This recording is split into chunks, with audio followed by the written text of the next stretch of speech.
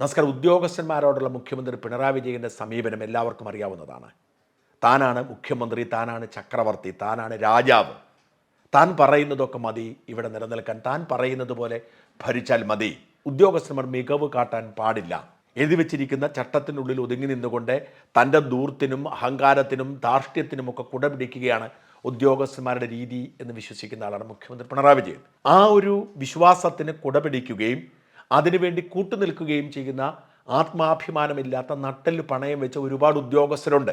അവർ ചിലരൊക്കെ നിർഭാഗ്യവശാൽ ചീഫ് സെക്രട്ടറിമാരായി മാറാറുണ്ട്. അതോടുകൂടി തീർന്നു. നട്ടലില്ലാത്തൊരു ചീഫ് സെക്രട്ടറി ഒരു സ്റ്റേറ്റിന് ഉണ്ടായാൽ പിന്നെ നട്ടലുള്ള സർക്കാർ ഉദ്യോഗസ്ഥന്മാരുടെ അധോഗതിയാണ്.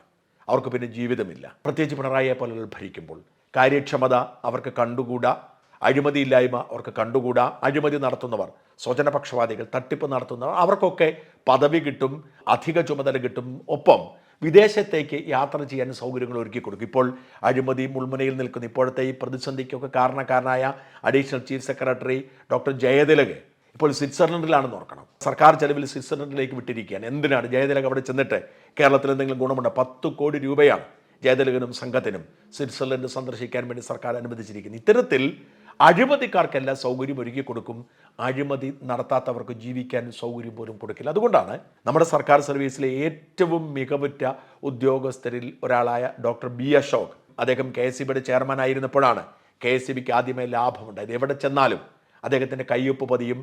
കഷ്ടപ്പെടുന്ന മനുഷ്യനാണ്, വളരെ ഉത്തരവാദിത്വത്തോടു കൂടി തൻ്റെ ജോലി നിറവേറ്റുന്ന മനുഷ്യനാണ്.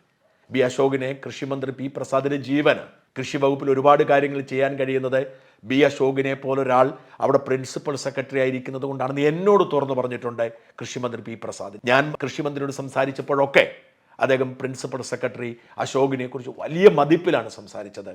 അദ്ദേഹത്തിൻ്റെ ഭാഗ്യമാണ് അശോകിനെ പോലൊരു ഓഫീസറെ കിട്ടിയത് എന്നാണ് എന്നോട് കൃഷിമന്ത്രി പറഞ്ഞിട്ടുള്ളത്. ആ ഒരു അഭിപ്രായം തന്നെയാണ് കൃഷിമന്ത്രിക്ക് ഇപ്പോഴുമെന്ന് അദ്ദേഹത്തിൻ്റെ സുഹൃത്തുക്കളും പരിചയക്കാരും പാർട്ടിക്കാരും പറയുന്നുണ്ട്. പക്ഷേ ആ പ്രിൻസിപ്പൽ സെക്രട്ടറി അശോകനെ ഒരു കാരണവുമില്ലാതെ കൃഷിമന്ത്രിയോട് പോലും പറയാതെ പിണറായി വിജയൻ തൻ്റെ ധാർഷ്ട്യം തീർക്കുന്നതിൻ്റെ ഭാഗമായി സ്ഥലം മാറ്റി.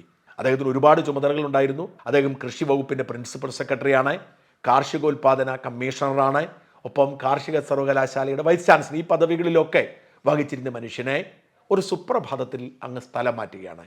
ഇവിടെ പക്ഷേ കൃഷിമന്ത്രി വിവരം അറിയുന്നത് മന്ത്രിസഭാ യോഗത്തിൽ മുഖ്യമന്ത്രി വിവരം പറയുമ്പോഴാണ്. കൃഷിമന്ത്രി ഞെട്ടിപ്പോയി എന്നാണ് അദ്ദേഹത്തിൻ്റെ സുഹൃത്തുക്കളും പരിചയക്കാരും CPIക്കാരും പറയുന്നത്. കാരണം അങ്ങനെ സ്ഥലം മാറ്റേണ്ട ഒരു സാഹചര്യവുമില്ല. പ്രത്യേകിച്ച് പ്രിൻസിപ്പൽ സെക്രട്ടറി പദവിയിൽ ഏതാണ്ട് 16 തസ്തികകളാണ് പ്രിൻസിപ്പൽ സെക്രട്ടറി പദവിയിൽ. അതിൽ പകുതി പേരെ മാത്രമേ IASകാരുള്ളൂ. ഞാൻ നേരത്തെ ഒരു വീഡിയോയിൽ സൂചിപ്പിച്ച മാതിരി അതാണ്ട് 226 തസ്തിക ഉണ്ടായിട്ട് 100 പേർ പോലും ഇവിടെ ഇല്ല. കാരണം ഈ പിണറായിയുടെ ദുർഭരണം മടുത്ത ആത്മാഭിമാനമുള്ളവരൊക്കെ നാട് വിട്ടിരിക്കുക. ആത്മാഭിമാനമുള്ളവർക്കാർക്കും പണിയെടുക്കാൻ കഴിയുന്ന സാഹചര്യമല്ല കേരളത്തിലുള്ളത്. ഈ പ്രിൻസിപ്പൽ സെക്രട്ടറി ആക്കാൻ പറ്റിയ ഉദ്യോഗസ്ഥന്മാരില്ല. ആ ഒരു പശ്ചാത്തലത്തിൽ ഇത്രയും കാര്യക്ഷമതയുള്ള ഒരു ഉദ്യോഗസ്ഥനെ ഒരു സുപ്രഭാതത്തിൽ ഒരു കമ്മീഷൻ്റെ ചെയർമാനായി മാറ്റുന്നു. എന്താണ് കമ്മീഷൻ? തദ്ദേശ ഭരണപരിഷ്കരണ കമ്മീഷൻ.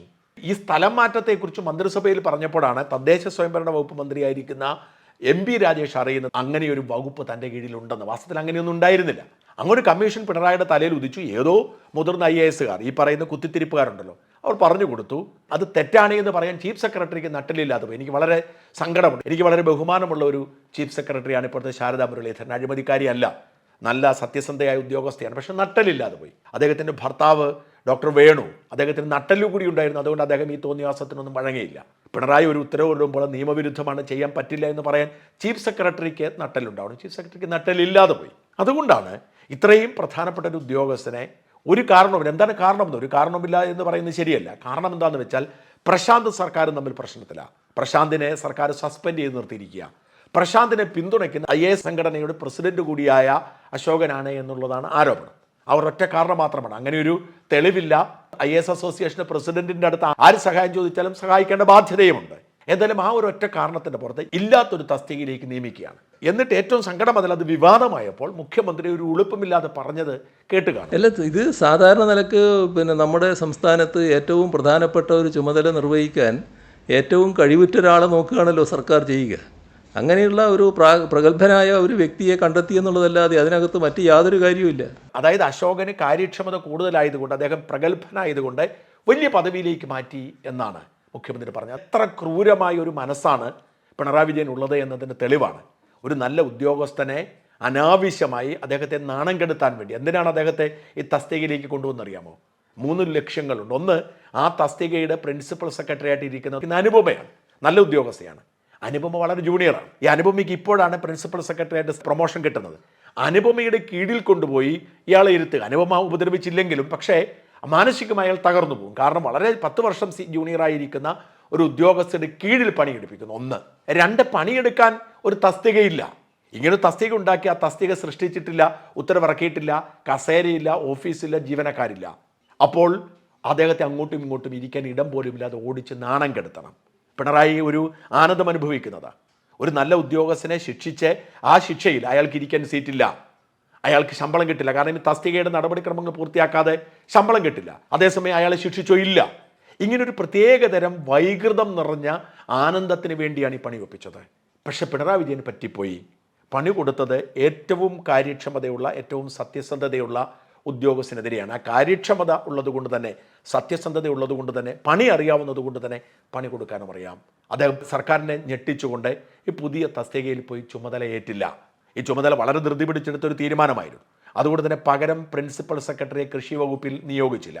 പകരം പ്രിൻസിപ്പൽ സെക്രട്ടറി നിയോഗിച്ച് അയാൾ വന്ന് ചുമതല ഏറ്റാൽ ഒഴിഞ്ഞു പോകേണ്ടി വരും. അത് ചെയ്തിട്ടുണ്ടായിരുന്നില്ല. അതുകൊണ്ട് തന്നെ അശോക് എന്ത് ചെയ്തു? താൻ പുതിയ ആൾ വരുന്നത് വരെ ജോലിക്ക് പോകുന്ന തരത്തിൽ ഓഫീസിൽ പോയിക്കൊണ്ടിരുന്നു. പക്ഷെ അശോക് ശാന്തമായി തന്നെ സെൻട്രൽ അഡ്മിനിസ്ട്രേറ്റീവ് ട്രിബ്യൂണലിൽ പോയി, CAT. കേന്ദ്ര സർക്കാർ ഉദ്യോഗസ്ഥന്മാർക്ക് ഈ സർക്കാരുമായുള്ള തർക്കമുണ്ടെങ്കിൽ ആദ്യം പോവേണ്ടത് CATയിലാണ്. Justice A. ഹരിപാലാണ് അതിൻ്റെ അധ്യക്ഷൻ. ഒപ്പം ഒരു വീരമ്മയുണ്ട്, അവരാണ് മെമ്പർ.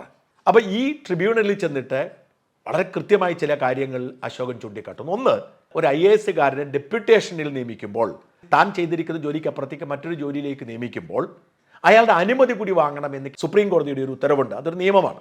അത് പാലിച്ചിട്ടില്ല. ഇതൊരു ഡെപ്യൂട്ടേഷൻ തസ്തിക അല്ല, സിവിൽ സർവീസുകാരൻ്റെ സ്വാഭാവികമായ പ്രൊമോഷൻ തസ്തികയല്ല. 2, തൻ്റെ തസ്തികയ്ക്ക് തത്തുല്യമായ തസ്തികയാകണം, അങ്ങനെ നിയമിച്ചിട്ടില്ല. 3, തനിക്ക് ഓഫീസ് ഉണ്ടാക്കിയിട്ടില്ല. ഒന്നും ഈ കാര്യങ്ങളെല്ലാം പറഞ്ഞുകൊണ്ട് അവതരിപ്പിച്ചു. സർക്കാർ ആകപ്പാടെ പെട്ടുപോയി. ഇന്നലെയാണ് ഉത്തരവുണ്ടാവുന്നത്. മിനിഞ്ഞാന്ന് രാത്രിയിൽ പെട്ടെന്ന് റവന്യൂ പ്രിൻസിപ്പൽ സെക്രട്ടറിയായ ടിങ്കു ബിസ്വാളിനെ സർക്കാർ ഉത്തരവിറക്കി ഇങ്ങോട്ട് നിയമിച്ചു. അതായത് കൃഷി വകുപ്പിൻ്റെ പ്രിൻസിപ്പൽ സെക്രട്ടറി നിയമിച്ചു. പക്ഷേ ടിങ്കു ബിസ്വാൾ ഡൽഹിയിലായിരുന്നു. അദ്ദേഹത്തിന് ഇന്നലെ വന്ന് ചുമതലയേൽക്കാൻ കഴിഞ്ഞില്ല. അതുകൊണ്ട് തന്നെ അശോകൻ ഇന്നലെയും അവിടെ പോയി പ്രിൻസിപ്പൽ സെക്രട്ടറിയുടെ ജോലി ചെയ്തു. പുതിയ സെക്രട്ടറി വന്നില്ല.